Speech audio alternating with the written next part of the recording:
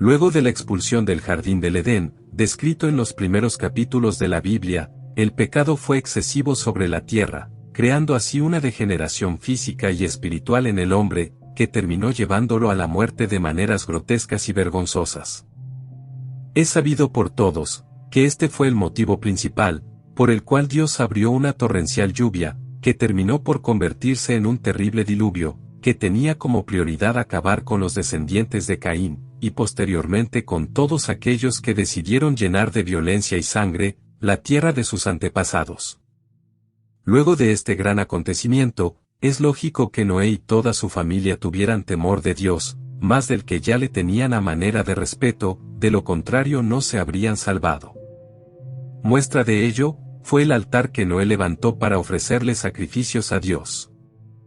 Para ese entonces, Dios aún no había hecho un pacto con Noé, acerca de no volver a mandar un diluvio, y es aquí donde los escritos judíos que han venido de generación en generación, intentan complementar esta parte de la historia, sin modificar el final, con un relato que posee una reflexión.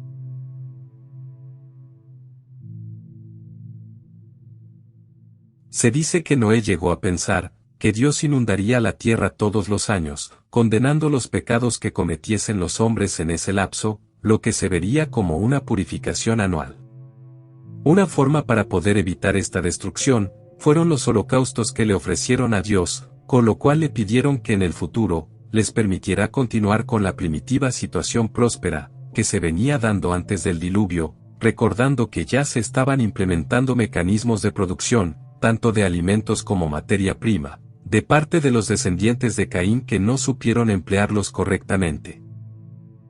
Ellos buscaban que Dios ya no los castigara con una catástrofe semejante, por la que correría peligro de desaparecer una gran cantidad de especies, sino que como ya había castigado a la anterior generación, tratara con consideración a los que por su bondad habían sobrevivido y habían sido juzgados dignos de escapar de aquel castigo espantoso.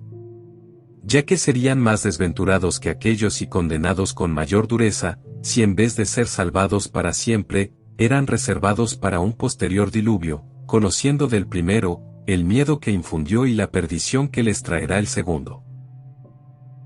Por todo ello, lo animaba a que aceptara amablemente su ofrenda, y a que no guardara enojo alguno contra la tierra, a fin de que aplicados a su cultivo, pudieran fundar ciudades, vivir dichosamente, y no carecer de ninguno de los bienes que disfrutaban ya antes del diluvio, cuando los hombres alcanzaban una gran vejez y una extensión de vida igual a la de los primeros hombres, algo que se fue degradando con el pasar de las generaciones.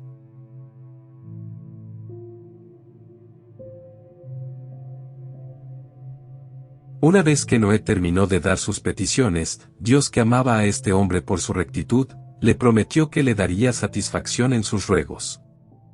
Explicándole que ni había sido él la causa de la destrucción de los hombres, sino que ellos habían sufrido aquel castigo por su propia perversidad, y que si hubiera decidido hacer desaparecer a los hombres una vez nacidos, no los habría traído a la vida, ya que resultaba más prudente desde un principio, negarles el don de vivir, que dárselos y luego quitárselos. Para mayores detalles, tenemos el comentario de Flavio Josefo, acerca del capítulo 9 del Génesis, que dice de la siguiente forma: solo que me obligaron a imponerles este castigo, al ofender mi santidad y virtud. Pero en el futuro, dejaré de tomar represalias por sus crímenes con tanta crueldad, y mucho más pidiéndomelo tú. Y si alguna vez más enviara lluvias torrenciales, no temáis por la enormidad de las aguas, porque ya no cubrirán la tierra. Os exhorto sin embargo, a que os abstengáis de derramar sangre humana, y a que os mantengáis limpios de asesinato, castigando a quienes cometan un crimen semejante, y a que os sirváis en cambio, de todos los animales para lo que queráis si os apetezca, ya que os he hecho para que seáis señores de todos ellos, no solo de los que pisan la tierra y de los que nadan en las aguas, sino también de cuantos se columpian y vuelan por los aires. Pero siempre desprovistos de sangre, dado que en ella reside el alma. Por otro lado, os indicaré el cese de las lluvias con mi arco. Estas últimas palabras son con las que se refería antes al arco iris, ya que las personas de aquel entonces entendían que era el arco de Dios. Una vez que hubo pronunciado estas palabras, y hecho estas promesas, se alejó.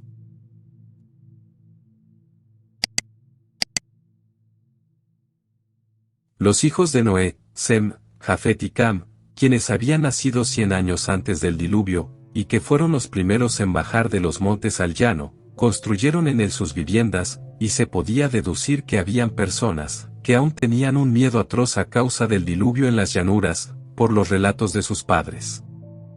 Por lo que estaban en contra de bajar de los lugares elevados ante un nuevo diluvio. Al final los persuadieron a que cobraran confianza y siguieran a sus líderes. Y la llanura en la que ellos se establecieron primero, fue la del Sinar, un lugar rodeado por el río Tigris y el Éufrates. Por el mandato de Dios a que se expandieran, dieron salida a la abundante población, y paso a la construcción de colonias, en vez de mantener disputas entre ellos, y así cultivaran terrenos extensos y disfrutaran de abundantes pastos. Pero ellos, que no atribuían los bienes que poseían a la benevolencia divina, sino que consideraban que su capacidad era la causa de su prosperidad, no le obedecieron y mucho menos le ofrecerían holocaustos a Dios.